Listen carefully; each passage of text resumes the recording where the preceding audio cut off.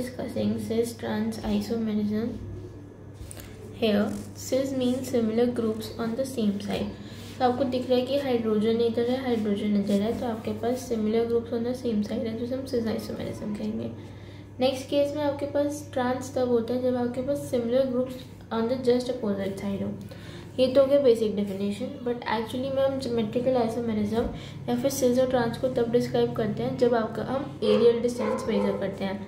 मतलब कि 3D में आपके पास उन दोनों ग्रुप्स के बीच में कितना डिस्टेंस है एरियल, उसके बेसिस पे हम आगे बस आइसोमेरिज्म कहते हैं। जो हम डिस्कस करेंगे प्रॉपर्टीज इनके बीच में, वो होगा dipole moment, boiling point. Boiling point का ऑर्डर वही होगा जो डायपोल मोमेंट का आएगा, तो हम एक ही बार देखेंगे। फिर क्रिस्टल लैटिस एनर्जी, जो अमाउंट ऑफ एनर्जी रिक्वायर्ड है to break 1 mole crystal. Stability increases, crystal lattice energy increases. Melting point is directly proportional to the crystal lattice energy. जितना ज़्यादा crystal lattice energy उतनी ज़्यादा melting point. Stability steric hindrance के basis पे major करेंगे, जितना कम steric hindrance होगा उतनी ज़्यादा stability होगी। Steric hindrance आपको पता है, it is a repulsion between the bulky groups. Solubility is inversely proportional to stability. क्योंकि जितनी कम स्टेबिलिटी होगी वो उतना ज़्यादा टूटेगा और वो पानी में या फिर किसी भी सॉल्वेंट में अच्छे से सोल्यूबल हो पाएगा। तो इसलिए हम कहते हैं कि इन दोनों का इन्वर्स रिलेशन है। क्यों, मैं फिर से रिपीट करती हूँ। स्टेबिलिटी किस लिए मेजर करते हैं, अगर वो कम स्टेबल होगा तो ज़्यादा अच्छे से वो टूटेगा, क्योंकि वो अपने कंपाउंड में स्टेबल नहीं है। अगर वो ज़्यादा टूटेगा तो वो किसी सॉल्वेंट में अच्छे से सोल्यूबल होगा। ठीक है, सो सी हेयर है आपके पास। मैंने एक सबसे पहला स्ट्रक्चर आपको देख के पता लग रहा है कि ये सिस फॉर्म है, और दूसरा स्ट्रक्चर देख के आपको पता लग रहा है कि ट्रांसफॉर्म है। और हमें डायपोल मोमेंट का डायरेक्शन बनाना आता है from the less electronegative atom to the more electronegative atom.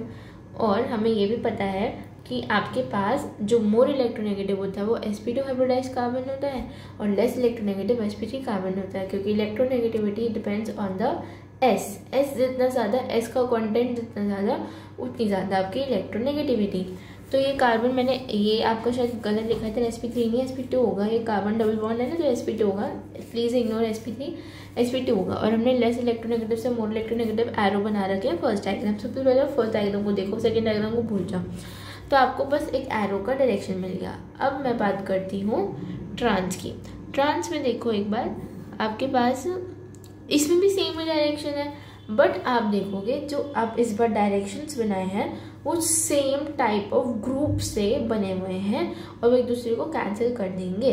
तो आप जरा देखिए सेकेंड डायग्राम पे नोट करिए, CH3 ने यूं बनाया है और नीचे वाले CH3 भी यूं आ रहा है। अब दो वेक्टर्स हैं, आपको पता है डायपोल मोमेंट वेक्टर क्वांटिटी है, तो अगर वो ऐसे करेंगे और थीटा उनके बीच में कितना है 180 डिग्री, तो रिजल्टेंट कितना हो जाएगा 0। तो ये कैंसिल कर देंगे एक दूसरे को, क्लियर है। सिमिलरली आप हाइड्रोजन की तरफ देखिए, हाइड्रोजन भी एक इधर से जा रहा है और एक इधर से आ रहा है, तो आपके पास ये सेम एंगल हो रहा है और आपके पास थीटा 180 डिग्री हो रहा है, तो ये वाला भी एक दूसरे को कैंसिल कर देंगे और म्यू और नेट डायपोल मोमेंट 0 हो जाएगा।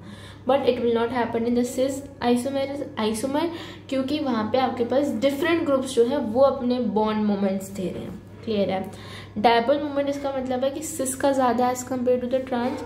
तो मैंने बताया था कि बॉइलिंग पॉइंट का ऑर्डर वही होगा जो डायपोल मोमेंट का है, तो सिस का ट्रांस से ज़्यादा है। फिर हम बात करें स्टेबिलिटी, तो एक कार की तरह से हमने समझा हुआ है। सिस में हमने क्या करा है कि जो हमारे सेम ग्रुप्स हैं वो सेम साइड की हैं, तो ग्रीन लाइन बता रही है कि सेम ग्रुप ऊपर की सेम साइड है, और जो छोटी छोटी लाइन है वो बता रही है कि वो नीचे वाली सेम साइड है। और ट्रांस में भी ऐसे ही करा है। ट्रांस में ऐसा नहीं होता, उसमें होता है कि जो सेम ग्रुप होते हैं वो जस्ट अपोजिट साइड है, जो ग्रीन लाइन है ग्रीन लाइन तो अपोजिट साइड है। तो ऑफकोर्स अगर दोनों बल्कि ग्रुप्स अगर अपोजिट होंगे एक दूसरे के तो वो ज़्यादा स्टेबल होंगे, बट अगर सिस में देखो तो दोनों बल्कि ग्रुप्स एक साथ हैं तो स्टेरिक हिंड्रेंस आ जाएगी, तो स्टेबिलिटी कम हो जाएगी।